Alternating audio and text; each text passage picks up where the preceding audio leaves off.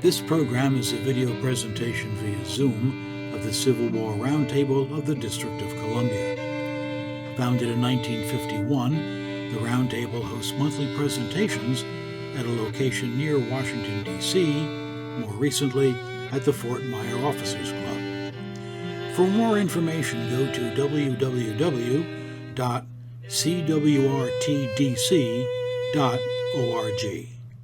Our speaker for the second portion of our meeting today is our member, Carl Adams. Carl has told us that he was raised in Alton, Illinois, along the color line, with mostly white folks to the south and minorities to the north, near two racially segregated public schools. He started writing journalism in high school during the Civil Rights Movement and reported news for NPR radio at Southern Illinois University. And he moved to Peoria after graduating from SIU and worked on TV News Channel 19. In the spring of 1993, he read about an unknown Black woman, a girl named Nance, a slave from Tazewell County. His curiosity led to the revelations about the trials and tribulations of Mrs. Nance Legins-Costley. And he published a book about that research entitled Nance. His research also revealed stories about Nance's children, who played a role in the March to Juneteenth, which he will talk about today. Mr. Adams' affiliations include our Roundtable, the Lincoln Group of the District of Columbia, and the Illinois State Historical Society. He was inducted into the African American Hall of Fame Museum in 2020, and he serves as an historian for the Education Committee of the National Juneteenth Observance Foundation. Mr. Adams now resides in Bethesda, Maryland, but continues to be heavily involved in events in Illinois. Again, I am delighted to introduce to our attendees Mr. Carl Adams. Go ahead, Carl. Okay, this is a copy of the original 13th Amendment signed by President Abraham Lincoln. The wrinkles and the wear and tear, take a look at the edges and around the rims. It indicates that this amendment was also wounded in a Civil War battle in Congress. It was started by the Emancipation Proclamation, perhaps more accurately, the Emancipation Invitation. Slaves wanted freedom, and Lincoln wanted slaves to become soldiers to defeat the rebellion. In stilted language, it was well understood among the enslaved that if they used their legs to get to Union forces, the Federals would provide arms to those legs to fight a common enemy. Northern states started recruiting Black soldiers. This poster from the Chicago Tribune heralded the beginning of the 29th United States Colored Troops Regiment of Illinois. Those names: Dr. Delaney became Major Delaney, the highest ranking Black officer in the Yankee Army. The next name, Mr. John Jones, he was a Chicago representative who, using his own money and his own initiative, launched a campaign between 1863 and 1865 to repeal the Illinois Black laws. And he succeeded in 1865.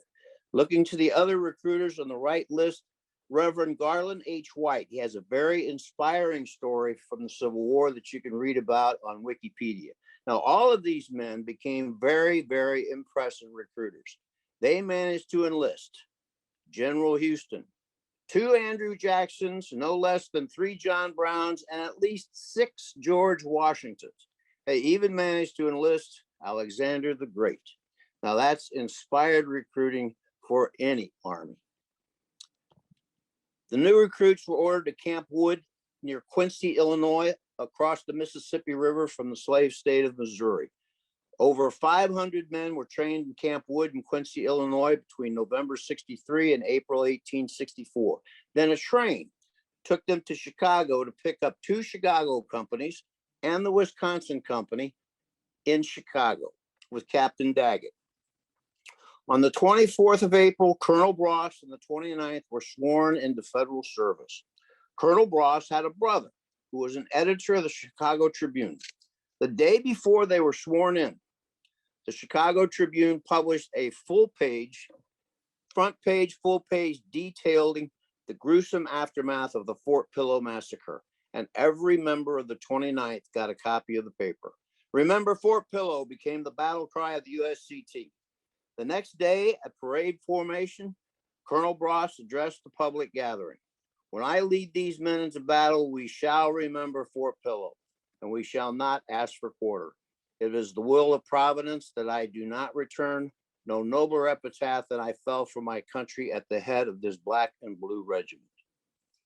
Suddenly, the earth trembled under our feet. An enormous mass sprang into the air, a mass without form or shape, full of red flames, and carried on a lightning bed of thunder towards the heavens, spread out like a sheaf, like an immense mushroom whose stem seemed to be of fire and its head of smoke.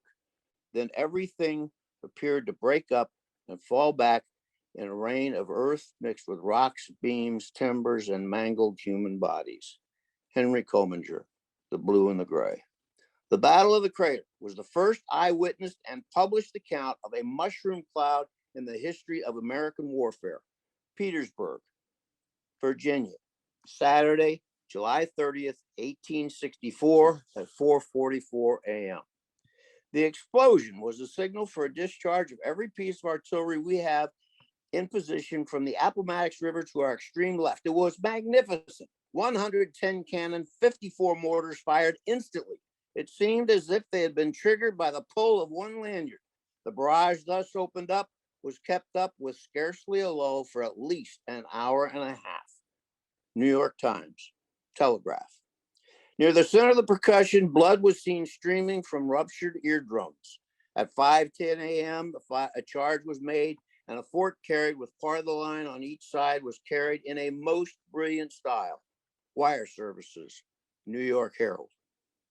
After all three white divisions had been committed, General Ferrero's colored 4th Division were ordered into action around 6 o'clock, about 2 hours after the mine had been sprung.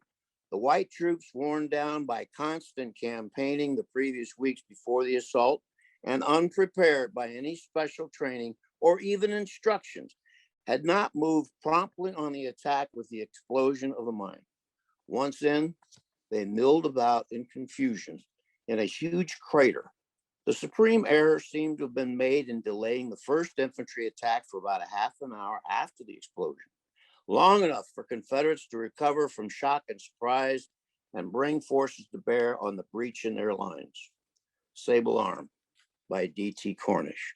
By 6:30, General Meade had become impatient, and he ordered and advanced on the crest behind the crater without regard to threats to the flanks. General Potter's men made several charges but failed to take the crest. General Burnside then ordered forward the Black Division. John Horn, Petersburg Campaign. About 7 o'clock, Major Powell, returned to the crater for the 3rd time. General Ed Ferrero, commanding the Colored Division of the 9th Corps, received an order to pass through the white troops when it had halted and move on to carry the crest of Cemetery Hill at all hazards. General Ferrero did not think it wise to move his division in. And once again, the officers were arguing, including the generals, while men were dying. There was no unity of command. He stopped Colonel Loring of Burnside's staff. Loring gave him an order to halt in Burnside's name. Then he went off to consult with Burnside. Waiting. Loring then returned with the order confirmed: the Colored Division to advance at all hazards, battles and leaders of the Civil War by Bradford. The Negro brigades went in about 7:30. By now, a full 3 hours too late from the original plan. The pressing of the returning white troops in the covered ways, the only path forward, held them back, and the painful flood of the wounded did their morale no good. But once in, the Negroes forced their way through the troops in the crater, went some 200 yards beyond, recovering some captured battle flags and taking about 250 prisoners. This success was only temporary. Colonel Bross of the Illinois 29th Regiment was killed outright in an impulsive suicidal decision to stir his men. Colonel Bross led the charge in full military dress uniform during a heat wave, and every one of his officers were shot down. Regiments 28th, 29th, and 30th Colored all charged over the works, climbing up earthworks 6 feet high, then down into a ditch and up on the other side, all the time under the severest fire in front and flank. Not supported, the storming party fell back. Our brigade lost, all cut off after leaving the crater. Black phalanx, J.T. Wilson. Soldiers of Ferrero's Black Division cried, "Remember Fort Pillow," as they surged out of the crater towards Cemetery Hill. General Mahoney's Southerners met them head on and neither gave nor asked quarter in driving the Federals back. About 200 black troops had slammed straight into 400 rebel troops in a solid formation. These Southsiders saw themselves as standing between their friends and relatives in Petersburg. Revenge must have fired every heart and strung every arm with nerves of steel for the Herculean task of blood, wrote a Confederate officer, John Horn, Petersburg. Dubbed a cauldron of death, an estimated 2,000 men are trapped in a hot steaming pit 170 feet long, 60 feet wide, 30 feet deep, with a soft, loose rim 12 feet high. The gaping pit made an easy target, the perfect killing zone for Confederate artillery and mortars, which lobbed shell upon shell in on the trapped soldiers. Jim McPherson, The Civil War. By 9 o'clock, a second assault had somehow mounted when Thomas's Black 31st Regiment mounted that brigade's first threat to Cemetery Hill, but this too came reeling back in disorder as more officers were shot down. July 30th was the beginning of a week-long heat wave, with temperatures reaching 100 degrees in the shade.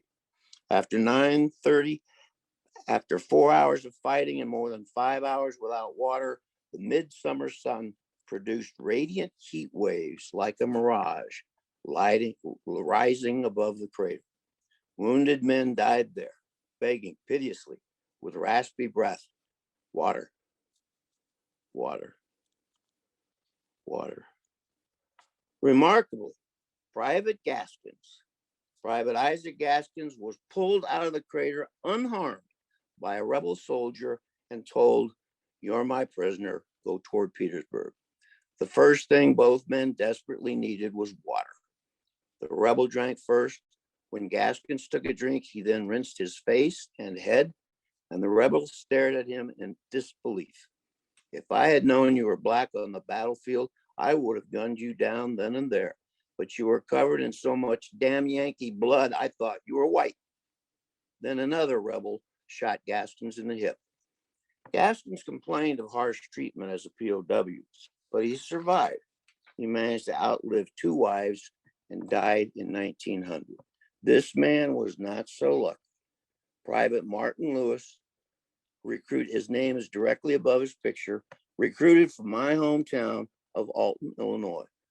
Martin Lewis was a fugitive from Arkansas. He managed to make it through the slave state of Missouri to the riverboat town of Alton and got a job. But the Army paid better. His service lasted 4 months. The look in his eyes is what Marines in World War II referred to as the 1,000-yard stare, a sure sign of PTSD. Private Martin became an alcohol dependent, and then he moved to Lincoln's hometown of Springfield, Illinois. With his picture, he got a large pension of thousands of dollars by 1865 and had no trouble finding a young lady to help him with his handicap. He also joined one of the few all-black Grand Army of the Republic chapters, lived into his early 50s, but forgot to add enough fuel to his heater one cold night and froze to death. Other veterans of the 29th Regiment were denied pensions. Dr. McKay, the regimental surgeon, wrote a letter to the Pension Board Bureau after the war that the Ku Klux had broken into his office, ransacked his files for the avowed purpose of denying wounded soldiers their just pensions. In 1884, when Private Bill Costley applied for an increase in his pension, he got a letter still in his pension file that medical records of the 29th USCT are not on file. With this criminal act, the Ku Klux had succeeded in burning them. The Battle of the Crater made headlines nationwide. This Richmond Press clipping reported that 1,375 POWs, by exact hand count, 1,001 were pulled from the crater. 15,000 men fought, resulting in 5,000 casualties. The rebels were angry. The explosion was foul play, and they refused the customary post-battle truce and left the wounded on the field to die, which created an unexpected result. The intense sun for 2.5 to 3 days burnt all the bodies black, giving a false impression of how many African American soldiers actually fought. Intelligence officers learned from deserters that rebels feared fighting former slaves more than fighting angry Native American Indians, and Confederate desertions increased dramatically, in spite of the fact that these units had been raised in the North.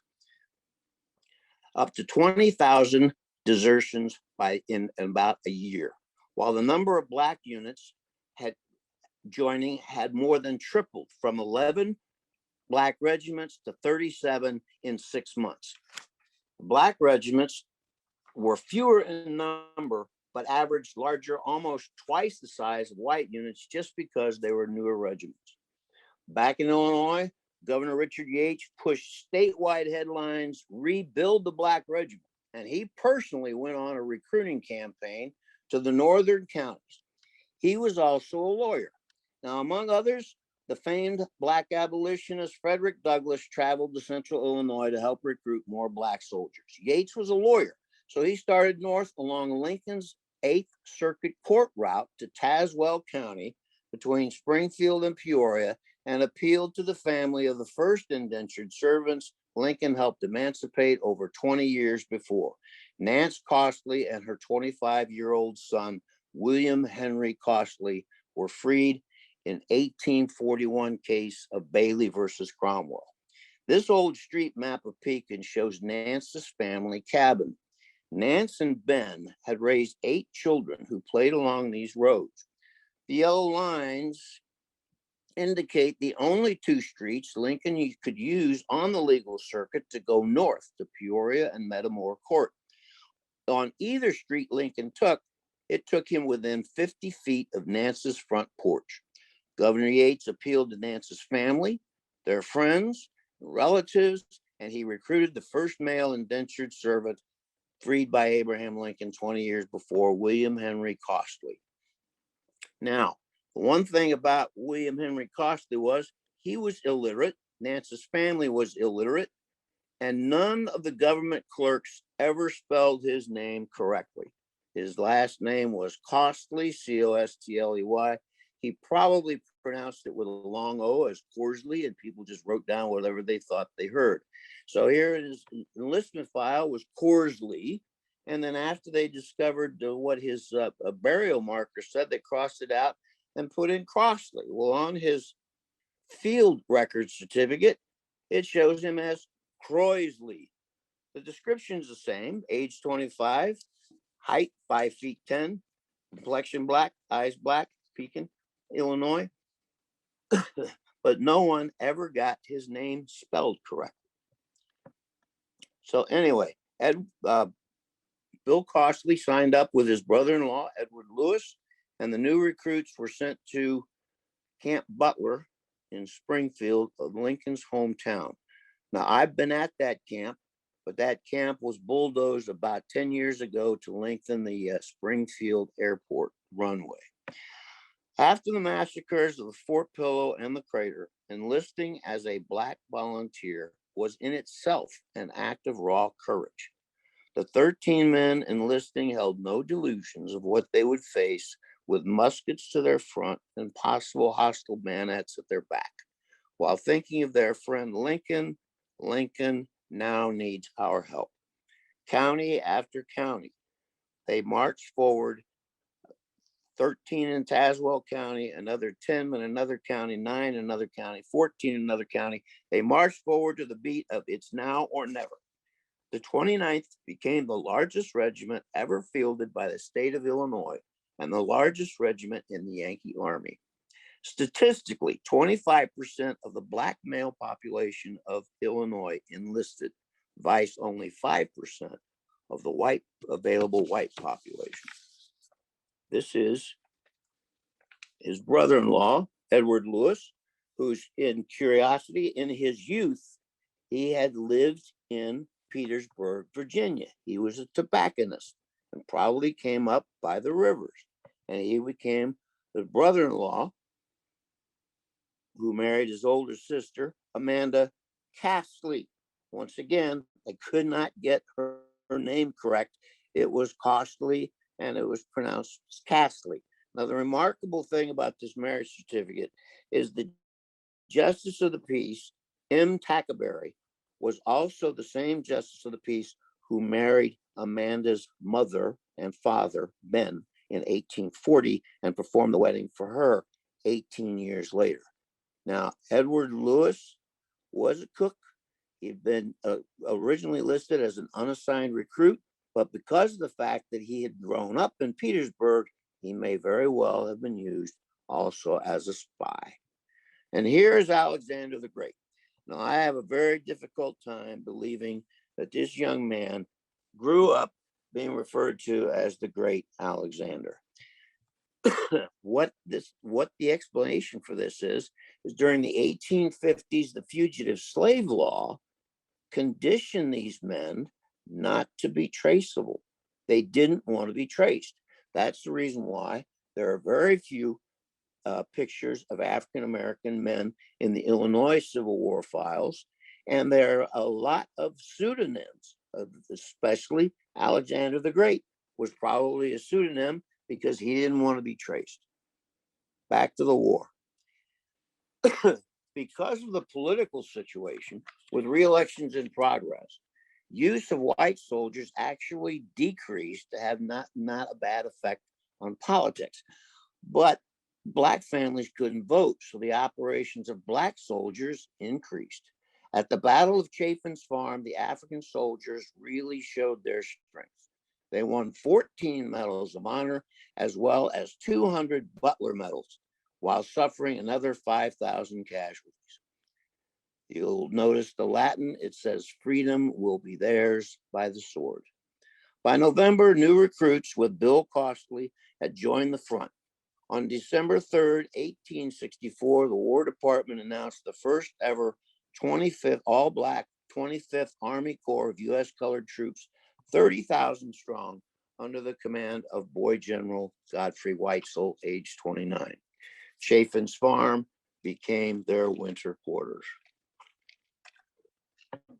This was the organization for the Spring Offensive, 1865. And this was the earliest evidence that convinced Congress that Juneteenth was not just a Texas holiday. My research showed that these regiments came from almost every state in the Union, and I penciled them in. 25th Army Corps had the 26th USCT from Pennsylvania, the 29th Connecticut, the 9th U.S. Colored Troops from Maryland, the 117th from Kentucky, the 19th was from Maryland, the 23rd Virginia, the 114th was from Kentucky, and on down the list, Pennsylvania, West Virginia, Kentucky, and the 3rd Brigade of the 2nd Division of the 25th Corps was the 28th Indiana Regiment, the 29th USCT of Illinois, and the 31st U.S. Colored Troops of New York. Now, prior to that, Texas representatives had represented that Juneteenth to be a holiday of, by, and for Texas. Well, then I presented this information to the National Juneteenth Observance Foundation, and after the founding father died, the president, Steve Williams, carried this information to Capitol Hill because he was an employee in Capitol Hill, and he convinced them, no, this is not just about Texas. These men came from all over the North. On March 26th, Private Bill Costley and 25,000 USCT troops marched a pass in review for Commander-in-Chief Lincoln. It would be the last time they would see the president. 2 days later, the Battle of Five Forks, beginning at Hatcher's Run, was where the 29th Infantry were in position and the Battle of Five Forks begun. Private Bill Costley was wounded on April 1st in the shoulder by about the time a heavy bombardment of the lines by Union artillery. Bill was hit in the left shoulder, described as badly bruised but not bleeding. So the walking wounded were ordered back to the front by the assigned provost marshal. Bill was capable of only one shot because it takes two healthy shoulders to reload one of those things. Bravely, Bill went back into the fight, only to be evacuated again the next day as the 29th Regiment marched into Petersburg unopposed. Bill was in the medical system about a month and then had a week's rest before ordered to Texas. However, the rest of the 3rd Brigade, 2nd Division had managed to outrun Lee's army to Appomattox. The 116th Kentucky, 31st New York, and the rest of 29th Illinois Regiment were near the center of the line and were among the last 3 regiments to experience combat action at Appomattox, the last battle in Virginia, as the white flag was raised on April 9th, excuse me. Now, the war was not over yet.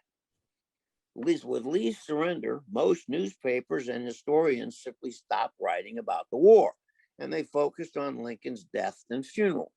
However, General Johnston surrendered more soldiers than General Lee did, 90,000 from 4 southeastern states, 2 weeks after Lee's surrender.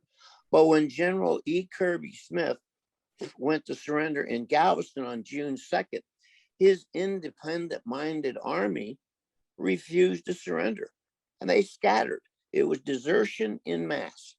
And so the independent-minded Texans, some went home, but many went to Mexico, and they had not surrendered. They had no amnesty, they had no parole, and no oath of allegiance, and they were declared to be outlaws, alarming the War Department, creating a clear and present danger. So General Grant ordered 50,000 soldiers to the coast of Texas to secure Texas back into the Union and to build a barrier line against the war between the French and Mexicans across the Rio Grande River. Now, because of the high demand, 50,000 troops, that had to be scaled back because they didn't have enough shipping. So this is a message from General Meigs, Quartermaster Meigs, sent June 17th. If you read the last 5 lines, when Weitzel sailed, he had more than 33,000 soldiers afloat on ocean steamships, besides Steel Corps, which had already managed to get to Brownsville. No great nation ever before put such a transport fleet on the ship. It has been a great and costly effort. He sent 9 light draft steamers will be sent to you. Now, above that, he had already issued to Weitzel, in addition to the ships they already had at City Point, Virginia, he sent the Matagorda, the Rebecca Clyde, Kozak, Tonawanda, etc. All of these steamers were capable of carrying at least 1 regiment, somewhere between 750 and 1,000 men each. So there's at least 6,000 men there. In addition, they needed amphibious ships, ship-to-shore ships, ones that could go in to the sandy beaches of Texas. So he sent the Stanton, the Wells, the Foote, and the Porter, but Porter never got there. And they also notified that the Tamaulipas was already in Mobile Bay for their use.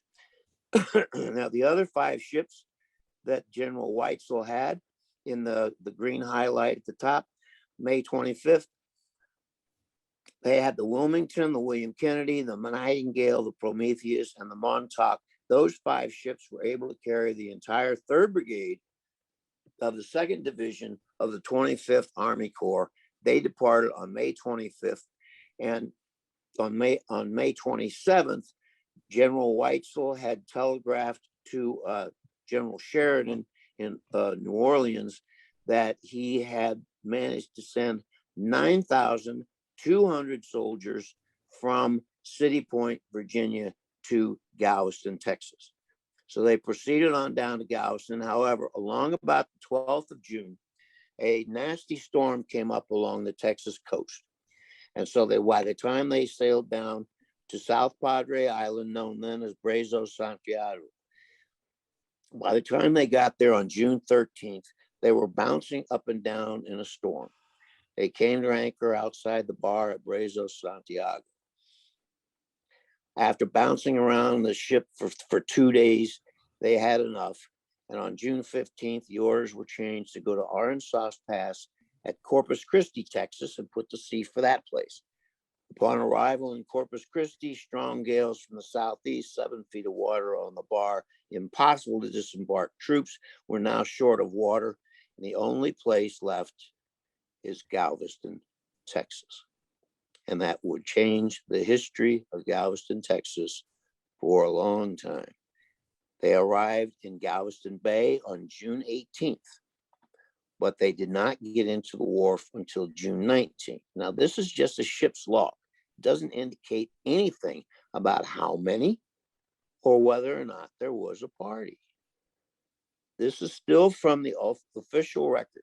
Now, I never took anyone's figures at face value. I compared the official record to state records and to local history. And this is from the federal record. In Galveston, Carrier Captain Daggett, commanding Company F, was brought up on charges that he fraternized with enlisted men. Specifically, he swam off the Galveston pier and was drunk at the time and asked enlisted men to procure more alcohol for him. They were having a regular beach party right off Pier 21.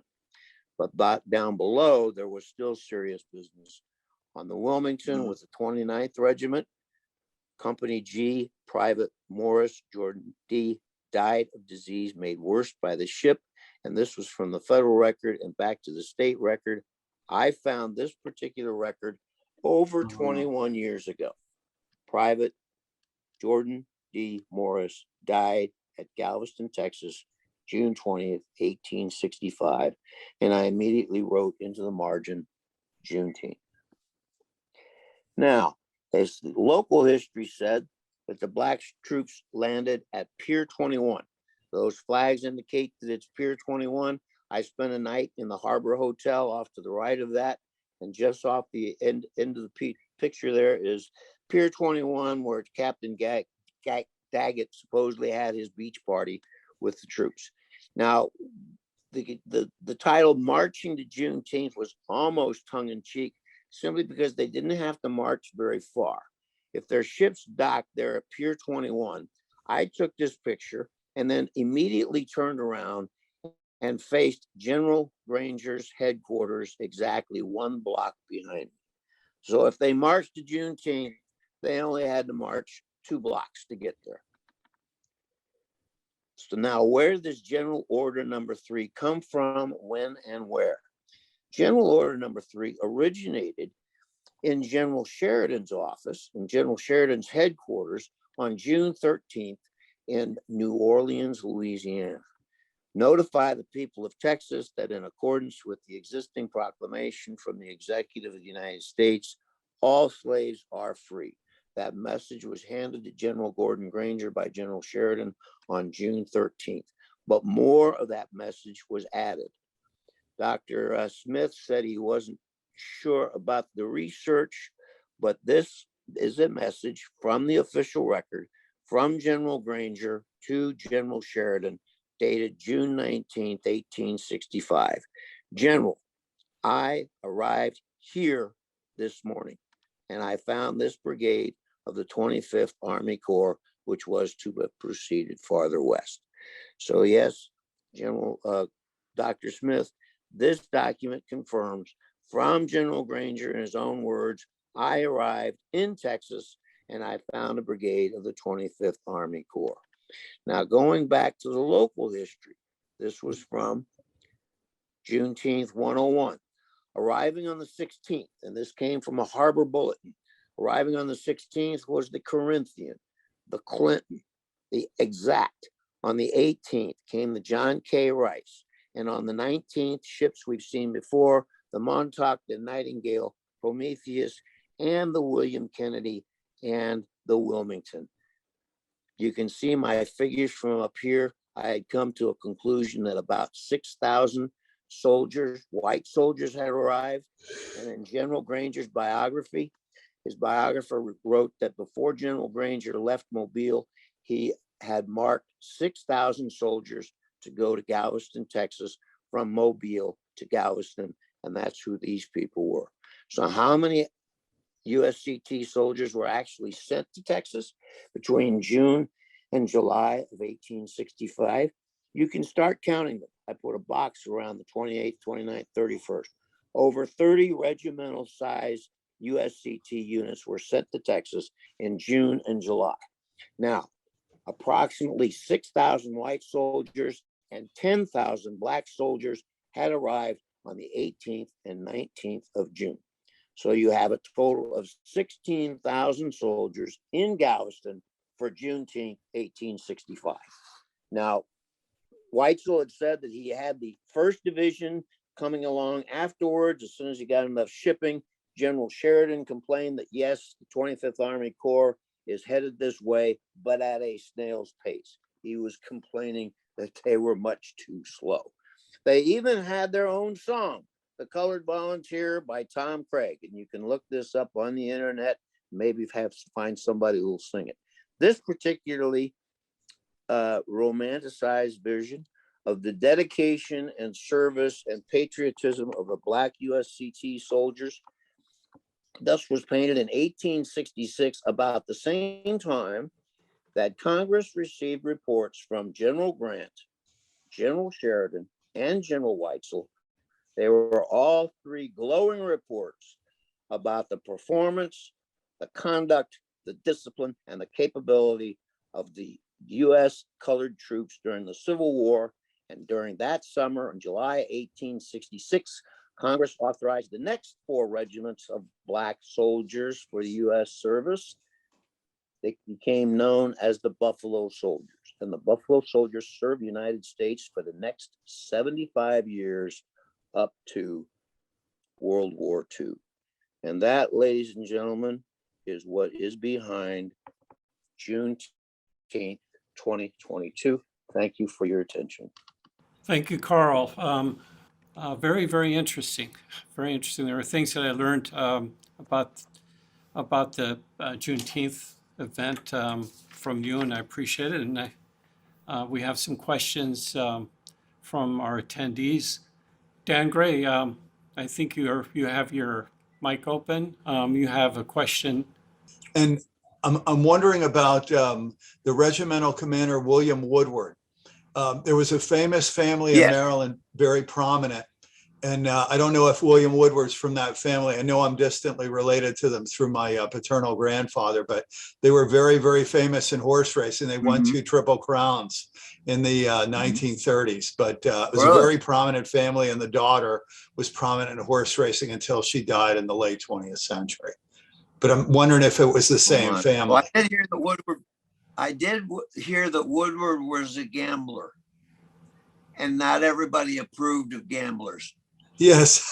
So yeah, there is mention of Woodward in E.A. Miller's book, The Black Civil War Soldiers of Illinois. I've got it here, but I haven't gone through the part about Woodward at all. But I do know that there was a lot of rotation of officers between Richmond, Petersburg, and Appomattox. One general was relieved on the march. And I couldn't figure out, why would you relieve a general while he's marching from one battle to another? And apparently he had been relieved previous to that, but he didn't get the word until he was marching toward Appomattox. But yeah, there was all white officers of Black regiments were ordered to attend a new brevet brigadier general officers call on the night of April 9th. And his name was Brigadier General Jackson. And that was when they got the message that rebels do not want to surrender to Black troops. Mhm. Therefore, you must not be on the field for the formal surrender on April 12th. Therefore, all of the Black regiments were ordered off the field on April 10th, in spite of the fact that they were right in the middle of the battle, and they certainly deserved to see the surrender. They were afraid of interfering with the temporary truce that they had with the rebels on April 9th. And so they granted their request that the Black troops be ordered off the field. Carl, you mentioned to me something that was very concerning about your research, was about your going in and finding some documents during your research at the very beginning, and taking pictures or photocopies at the time. And then you went back to try to get better copies, and those documents disappeared. Do you? Because somebody in the chain of command did not want those copies made public. And that was the reason why I made the video Trials of Nance, 7 minutes long, on YouTube. That document is included in the video of the Trials of Nance, and that was her testimony. And that was one of the documents who disappeared. But I had already made Xerox copies. But I went back to get my camera. I wanted to get better quality copies. When I went back, I said, well, where's that file? And they said, it's not here. I said, well, you protected that file and guarded that file in the manuscript library for over 100 years. And now it's not here. Do you know where it went? No, I don't. Do you know what happened to it? No, I don't. So obviously I was getting BS. But somebody in the chain of command found out that I came across those documents and did not want them made public. And so they hid the file. Also, the original Supreme Court file of Bailey versus Cromwell, which freed a slave girl named Nance, that was reported lost sometime in the 1940s and 1950s. And once again, it just simply disappeared and nobody seems to know what happened to it. In spite of the fact that I was in Springfield for over 100 years, suddenly it disappeared. Somebody had ulterior motives, but I'm not going to project as to what those ulterior motives were. So yes, I do believe in history research. Some of it's right behind me. There's a Juneteenth flag. That's General Order number 3 right behind me. My daughter's West Point sword, Abraham Lincoln, cover of the Nance book. I'm surrounded. By the way, the Abraham Lincoln Association approved my grant request to sponsor the marker for the first slave freed by Abraham Lincoln. And I got that copy right here. This is what will eventually appear in a permanent. This is what's going to appear in a permanent marker for Mrs. Nance Legins-Costley at her grave site in Peoria, Illinois, hopefully within the year. Carl, you mentioned that you helped uncover where she was buried. That's one thing I did not do. I was searching for her grave for about 20 years and I never found it. I was frustrated. I was afraid that there had been some kind of foul play or something. But a genealogist found records for the old Moffat Cemetery, and he copied them and published them. And then another genealogist, totally different, who does not want to be interviewed or even named at all. She found it and reported it to the Pekin Public Library that she had found the records of Mrs. Nance Costley in the old records of the Moffat Cemetery, and the librarian recorded that information and passed it on to the Freedom and Remembrance Memorial Park.org, of which I've got like 5 volunteers in Peoria who will assist in putting up a historic marker to the first slave freed by Abraham Lincoln. Now, I understand that you have traced, or someone has traced some of his descendants all over the country. And yeah. it's very, and none live in the Illinois area now, is that right? So far as I know. Oh. Where in Peoria is that cemetery? It's right downtown. It's just south of downtown. If you were to go up Illinois Route 24, going into the south end of Peoria, it is about a mile from the city limits. It is in the city limits, about a mile from the city limits, going out the south end of Peoria. So Okay. it's about a mile from the Lincoln statue where Lincoln gave his famous Peoria speech Gotcha. on October 16th, 1854. Wow. And yes, you can look up the Moffett Cemetery in Peoria, Illinois. You could also go to Freedom and Remembrance Memorial Park.org, and it will have some videos and maps, etc. And so we don't know which plot was hers, but we do know that she was buried in that cemetery. When's the dedication? Did they say? When? Well, Yeah. we have one of the 3 historical markers done, and that's for the Union veterans of the Civil War. The Nance marker now can get done. Now that we know for a fact the Abraham Lincoln Association is going to sponsor it. And then as soon as we get a little more money, we'll be able to put together the Moffett marker, and then we'll have all 3 of them. Hopefully this year. I was hoping to have the Nance marker by Juneteenth. Obviously, we're not going to make that, but hopefully this summer we will have at least 1 or 2 more markers. Mike, I have another question, which is, where are you going from here, Carl? What area of research do you want to undertake at this point?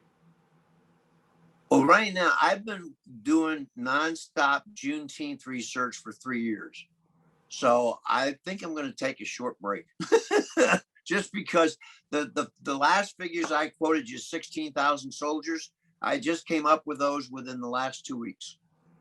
And it took a lot of time. I spent weekends in the Library of Congress going over the 130 volumes of the official record of the Civil War. And that was where I found that message from General Weitzel, not to General Grant, but to General Grant's Chief of Staff, General Rawlings.